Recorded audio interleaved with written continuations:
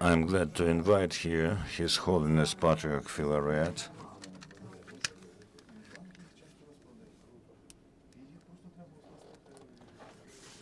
Dear friends, I am glad that I have an opportunity to talk to you. Of course, we are all concerned with the situation that we are living through in Donbass. And I would like to tell you about the position of the Church in this respect. First of all, it is necessary to say that the Church has always been with the people and will be with the people. However, in the conditions that Ukraine is living through now, the Church supports the army, and this support is not only in our prayers for our warriors at every service in every church around Ukraine, but we also provide material support. We have launched the collection of money to strengthen the army, and Kyiv Patriarchate has donated almost 2 million hryvnia. It is just our patriarchal department, not taking into account our parishes and individual donations from temples and clergy. Besides, we have given a vehicle to our bodyguards, and we also gave to a battalion our Iveco car. Our bishops are collecting money and buying body armor. We have to say that this is very hard to find those body armor sets, and they also buying them even abroad.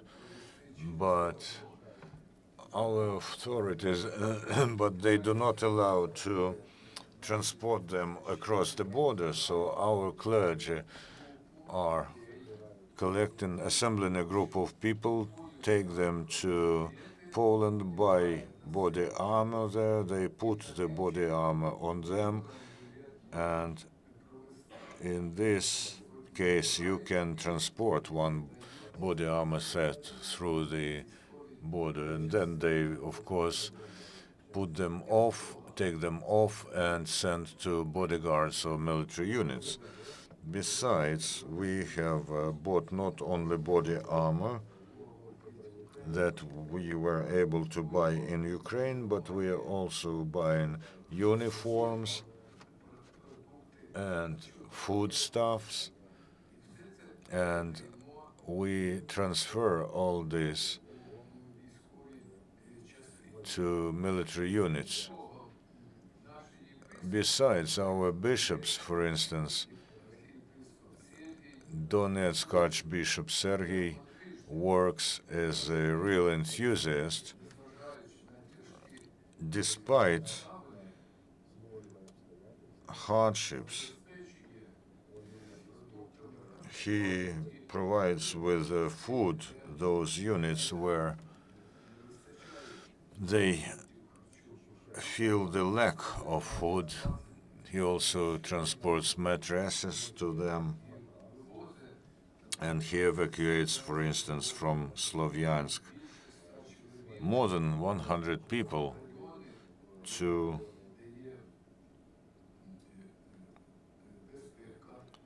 safe districts, safe areas. So he's working rather actively, and not only this Archbishop Sergei in Donetsk, but many other bishops, for instance, Metropolitan Antoniy of Khmelnytsky, Mefodi in Sumy, and others. Our monks and our priests go voluntarily with those battalions. To the east they go so that they pray there on the one hand, and on the other hand to support the spirit, the combat spirit of those units of both rank and file soldiers and officers. So that's why we are inspiring our warriors and our army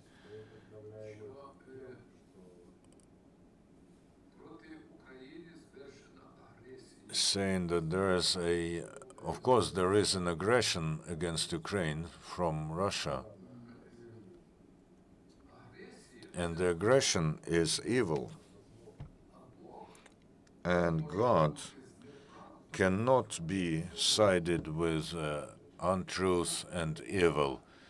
That's why there is no God there. And God is where truth is, where suffering is. And where God is, there is victory.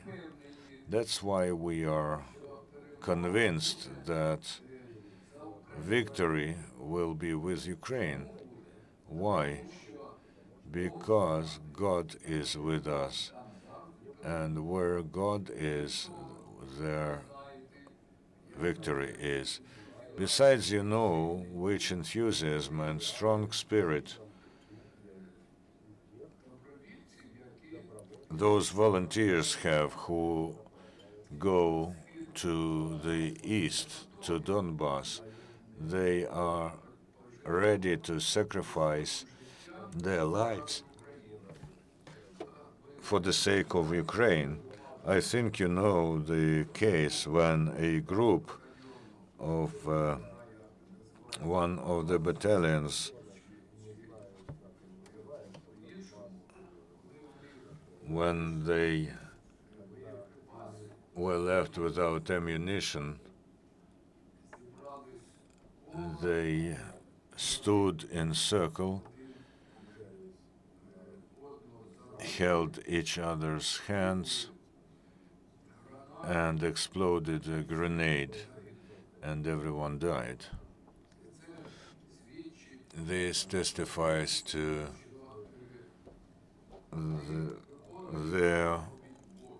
the fact that they are fulfilling God's command, which is no one has more love than the one who gives his soul for his friends, for his people, for his motherland. This is an example of this. So such examples are inspiring and provide strength. On the one hand, God helps because he is on the side of truth and good. On the other hand, the spirit is invincible. So as we know from history, it is not weapons that win, it is spirit that wins. And we can quote as an example the Second World War, the Great Patriotic War, when the Soviet Union militarily was much weaker than Hitler, than fascists. Yes, it was weaker, but because the aggressor was Hitler, God helped the victim of aggression, the Soviet Union and the Soviet people.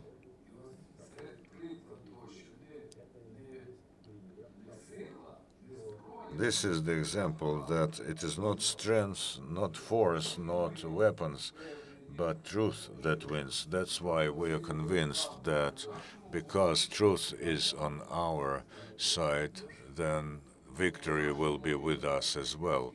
So our prayers that go to God in churches won't be in vain. And also I wanted to touch upon one very important issue. This is the celebration of the baptism of Kyiv Rus.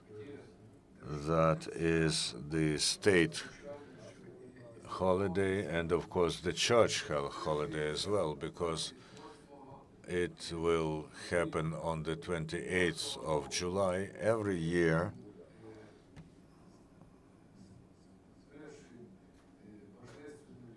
Every year we do God's liturgy in the Volodymyr Cathedral, and we call upon the believers from entire Ukraine to come to Kyiv, to St. Volodymyr's Cathedral, and there we go with the cross from Volodymyr's Cathedral along Volodymyrska Street to the monument to Prince Volodymyr on Volodymyrska Hill, and there we pray. And this year we will do all this as well. So I call upon everyone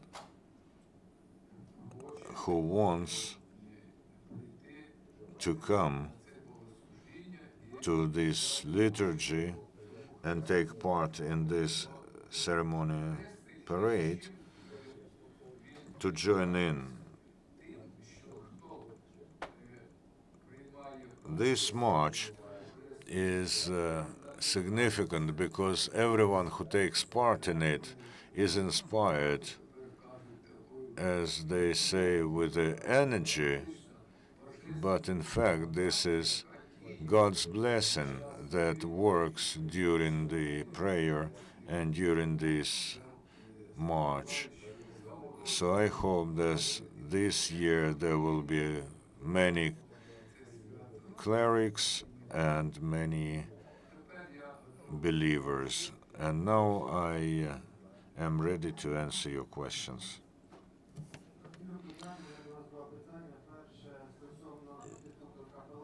About chaplains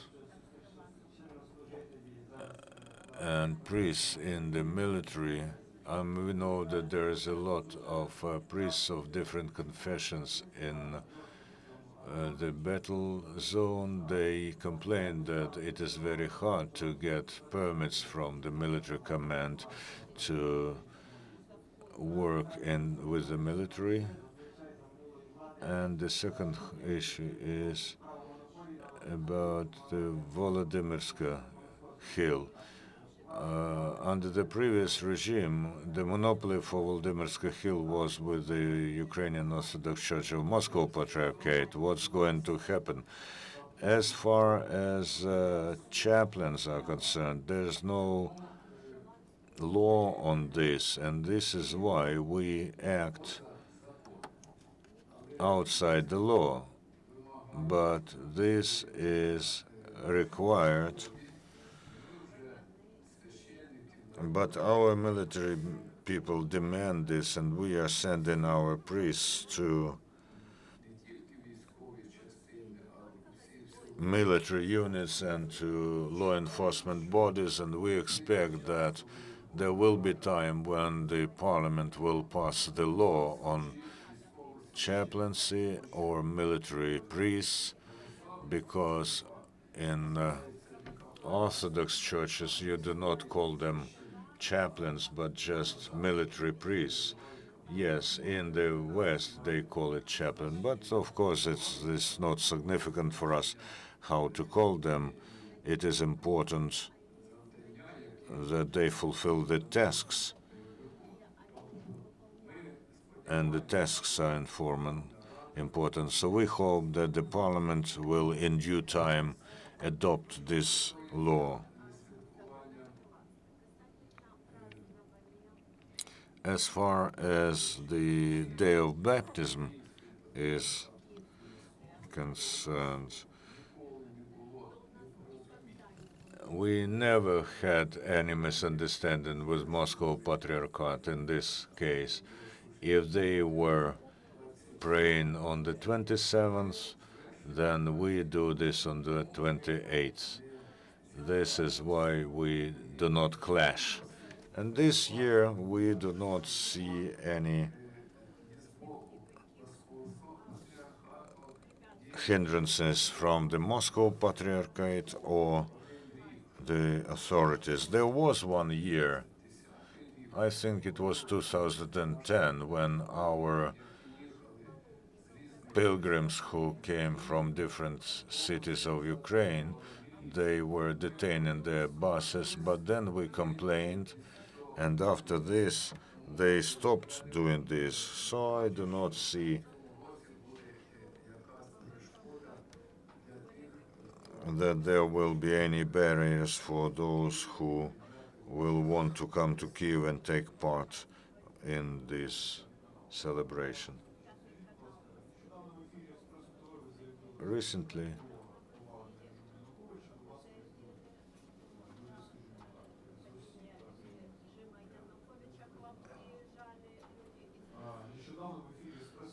Recently, talking to Espresso TV, you said that before the overthrow of Yanukovych's regime, people from different organizations from Russia came to you and were pressuring you.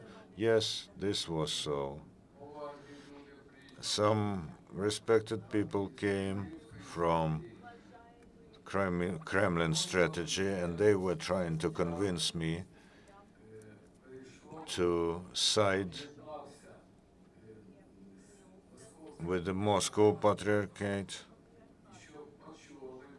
and that I had that church in Ukraine, however, under the guidance of the Moscow Patriarchate. Yes, there were such attempts. However, I said that this was not going to happen, never, until the Ukrainian state exists. As long as Ukrainian state exists, the Ukrainian Orthodox Church of Kyiv Patriarchate will exist, and there's no force that would make me a traitor.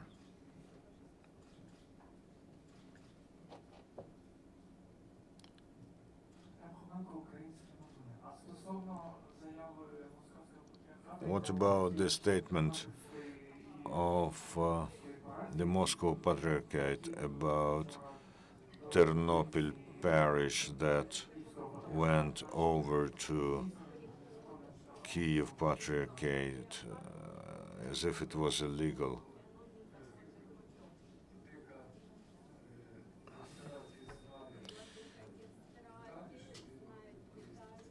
Yevstrati will tell you in detail, Father Yevstrati.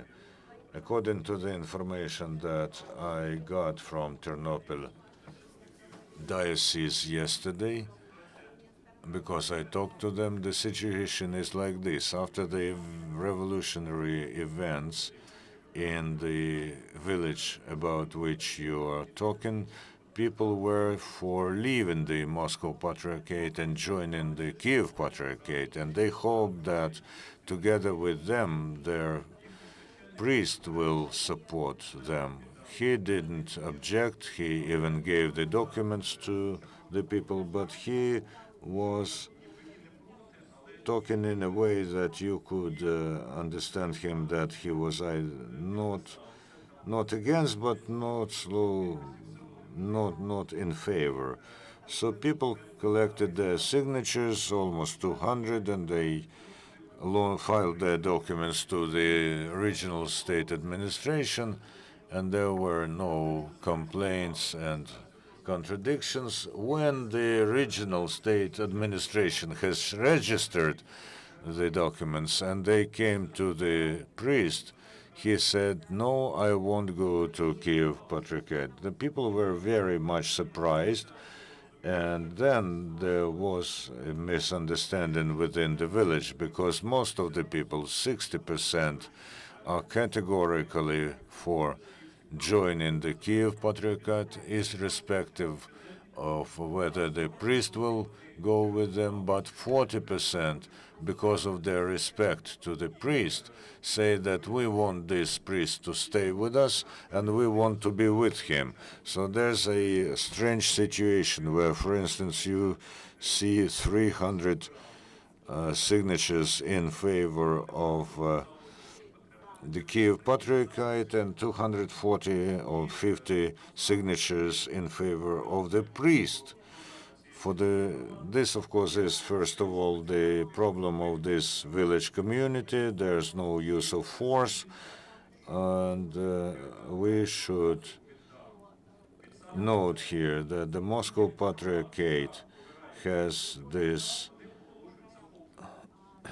tactics for long. Any community that decides to join the Kyiv Patriarchate, they proclaim this a seizure, even if the priest is with the community. And they have used this scheme more than once, even during the events when last year, before Easter, with the help of raiders in the settlement of Arkhangelsky Kirovgrad region, they captured the temple, and they re-registered the community because the sponsor of the builder of this temple, Volodymyr Demishkan, an MP from the party of regions and who was the head of Ukravtodor at that time, he wanted this temple to be belonged to Moscow Patriarchate. And then people came there, and here's the priest who was building this temple from the very start, and they were told that they were going to capture the temple, and they were beaten by the police, and the temple stood closed for a year, and then the people came to the head of the administration and said, "Give us the temple." And they were given keys, and they entered the temple and started to pray. But the Moscow Patriarchate has immediately said that this temple was seized. We are now in the state of information war with Moscow, with Russia. I want everybody to understand this, including journalists, and see that every information from the Moscow Patriarchate has to be checked several parts. I cannot and don't want to talk about my colleagues here in Ukraine, but in Russia, the Moscow Patriarchate is part of the system built by the Kremlin, and we can cite hundreds and hundreds of proofs. For instance, the doctrine of Russian world being promoted by Putin now, of the divided nation, of the protection of compatriots, the slogans that were used by Adolf Hitler in his time, including Lebensraum and all this. This doctrine was developed in 1990s by the then Metropolitan and now Patriarch Kirill. So we have to understand and treat those statements very carefully. What I see now as head of the information department, there is a tactics of counterattack. The priests of Moscow Patriarchates are going around with automatic rifles, submachine guns, and they are seizing our temples in Crimea, but they say, no, this is us who are victims. Regrettably, information war has reached church sphere as well. The position of Kyiv Patriarchate is like this. Sooner or later in Ukraine, there will be one Orthodox church, one local Orthodox church independent from Moscow. We are convinced 100% that this will happen. However, we do not know when this will happen. We are not interested in seizing temples because we do not want empty temples. We need Ukrainian flock. We do not need temples without flock. We can build many temples ourselves. And this is why, from our viewpoint, we are not interested in seizing temples. However, if the community of this or that village or in a city want to join Kyiv Patriarchate, we do not object and we accept. This is our position, and I think that the law allows every religious community to choose their center, either Kyiv or Moscow Patriarchate or any other confession. This is the freedom of consciousness, and the law allows for it. And our last question.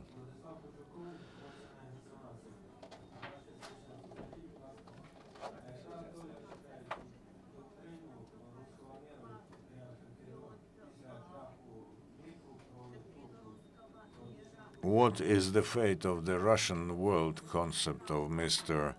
Putin, of Patriarch Kirill, after the crash of the myth of the unity of Slavic peoples? The ideology of Patriarch Kirill is like this. He is a component of Russian government. He's a component. That's why the idea of the Russian world fits into imperialistic ideas of the contemporary Russian leadership. That's why Russian officials say that there is no Ukrainian state, no Ukrainian people, that there is one single people of the Holy Russia. And that's why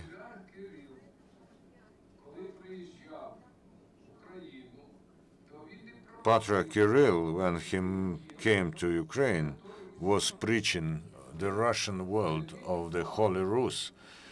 Please pay attention that nowhere in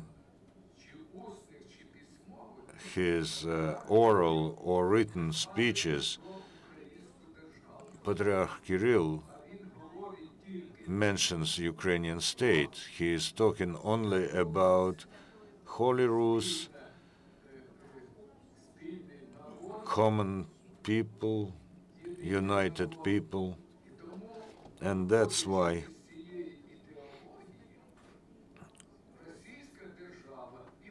out of this ideology, the Russian state is behaving in this way, that Crimea is Russia's territory and Donbass is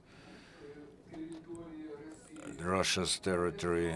And in order to prove this, they use the language as if they defend the Russian language. If they defend the Russian language, why in Russia they do not allow to use Ukrainian language? Why there are no Ukrainian schools?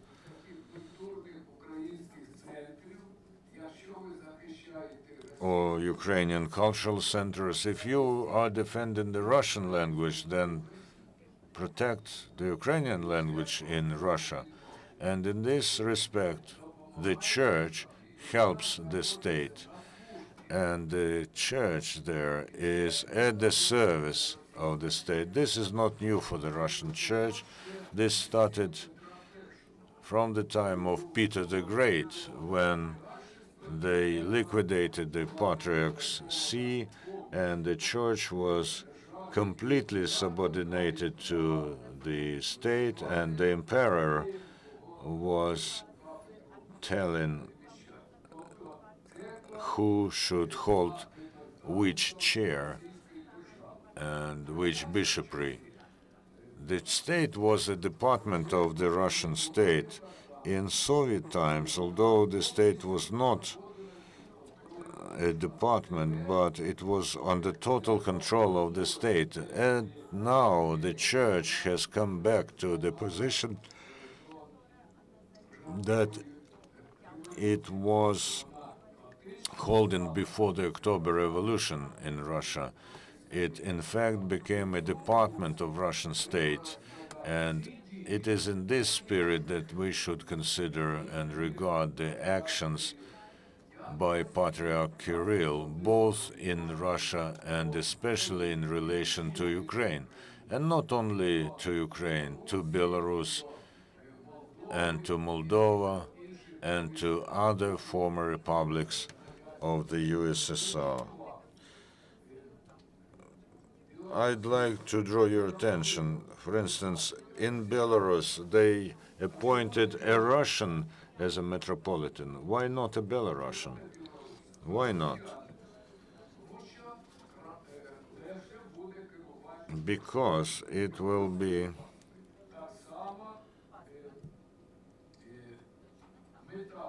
the aim of Patriarch Kirill is to appoint, instead of Metropolitan Volodymyr, who is in fact not acting, to appoint a bishop who will be good for them, although this bishop would be a Ukrainian, but he will be devoted to Moscow, and there's an internal infighting.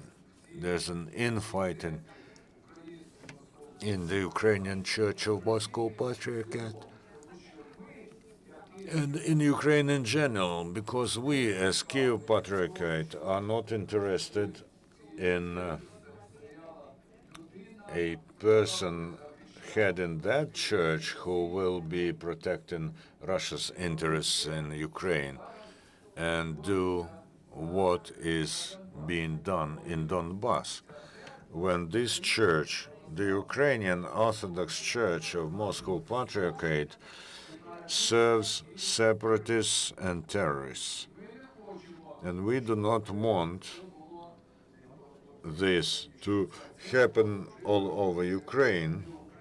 We don't want the situation where the church serves not the interests of Ukrainian people, but Russia. Another two questions.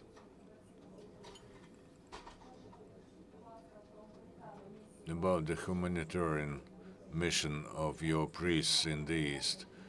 What are you doing there?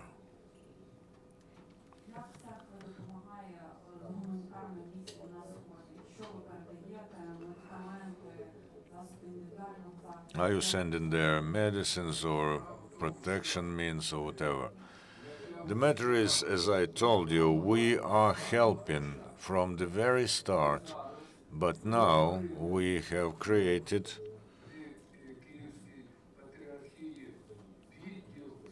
at the Kyiv Patriarchate the Department of Social Service, and this is linked to such well-known organization as Caritas Ukraine,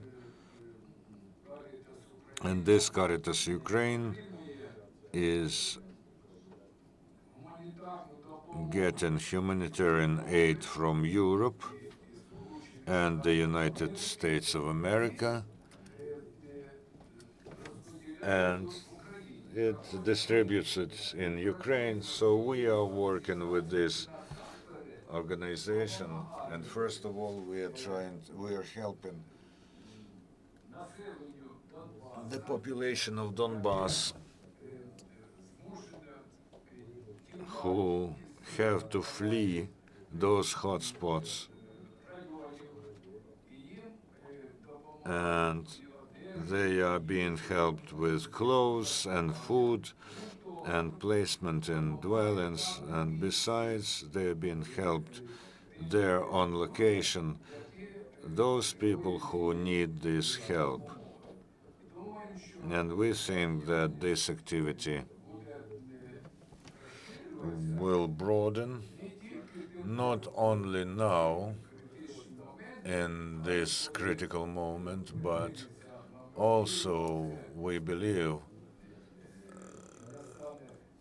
and peace will prevail in Donbass. So this activity will go on in relation to the entire population of Ukraine. Has the pressure on your church in Donbass stopped? And do you know anything about the state of Metropolitan Volodymyr? The pressure is very high in Luhansk region.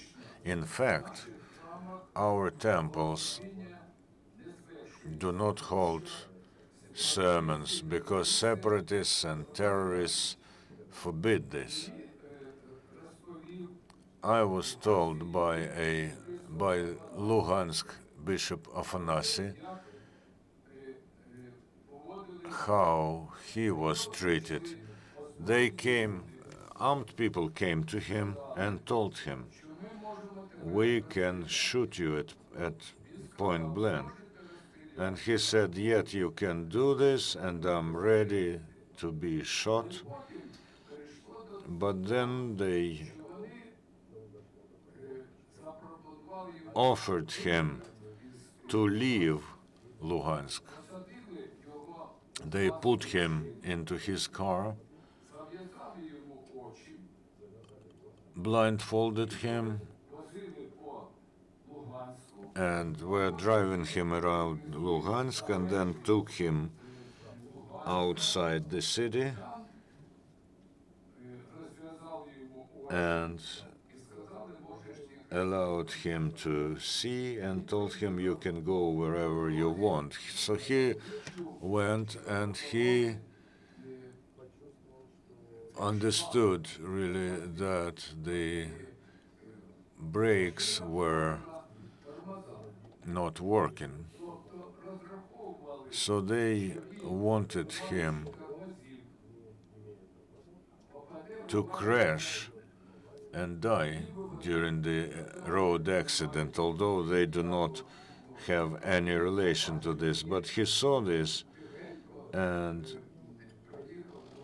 he went slowly to the destination. Priests in Luhansk, the priests of Kyiv Patriarchate in Luhansk region are not allowed to conduct sermons. That's why all our temples are closed. Although parishioners are there, but, well, maybe some have left, but no sermons there because separatists and terrorists do not allow this. As far as Donetsk region is concerned, because there we have more parishes and more clergy, there in the majority of our temples they conduct sermons, services. The priests there are active, they help military units, and they are taking food and body armor and other stuff there, and they are also evacuating people, for instance, from Slovyansk to safer places. So there's a difference between Donetsk and Luhansk region. In Luhansk region, our participation has stopped. In Donetsk, our church is acting actively. However, the Church of the Moscow Patriarchate, both in Luhansk and Donetsk, have sided entirely with the terrorists and separatists. Not only they help them, but some priests, as you know, are going around with arms in their hands, and they take part in combat actions against our national guards and against our military. So this is the how things are in Donbass. Another just I think that it Father Evstrati knows better about the state of health of Metropolitan Volodymyr. It is complicated, as we know. We have bigger access to this information. We know that he is in complicated but stable state. There's no sharp worsening. The blood letting, the hemorrhage was stopped, but he is in a stable, difficult condition. However, we should emphasize that over these years, and as you know, he's from the September of 2011, is constantly on the intensive care, and of course he had quite a lot of problems with the Parkinson disease. Now he has problems with the heart and also an oncology problem. However, he several times was on the brink of life and death. He has gone through clinical death several times, but he came back to life. And we are emphasizing this all the time, and we repeat that we pray for God to support his strength and to give him more time to live here, because he is, even when he doesn't work actively with his self, he remains the person who helps our rapprochement, because his line as head of the Ukrainian Orthodox Church have always been, over last years, aimed at the reproaching of our churches. I think you remember well how Metropolitan Volodymyr, when he was last taking part in great big Ukrainian, all Ukrainian celebrations, you remember how he warmly greeted His Holiness Patriarch Filaret. It is evident that he cannot do more because there's inertia and pressure from the side of Moscow Patriarchate. But with such symbolic actions, he shows what is his personal attitude. So we pray for him and ask God to prolong the time of his life. Regrettably, we should know that although he is still with us, but there's pre-election infighting in this church, and I think that soon we will hear and read a lot about what was happening in times of presidency of Yanukovych, and about the pressure that Metropolitan Vladimir was under in order for him to resign, and about whom they wanted to bring to power, including with the help of influential pro-Russian forces. So our task and our desire is that, in spite of how long Metropolitan Volodymyr lives and how the leadership of this church changes in the future, we still become closer and we still find a way to the single local all Ukrainian church, although some people might not want it. And we call upon the believers and the clergy to help our churches come closer, because this is the only way to develop the church in Ukraine. Again, I would like to emphasize what the Patriarch was saying, that On the 28th of July, we invite not just the believers, but everyone who supports the unity of churches in Ukraine, the believers of Moscow Patriarchy, first of all. And we also would like to demonstrate that in Ukraine there's a big support of the united church in Ukraine.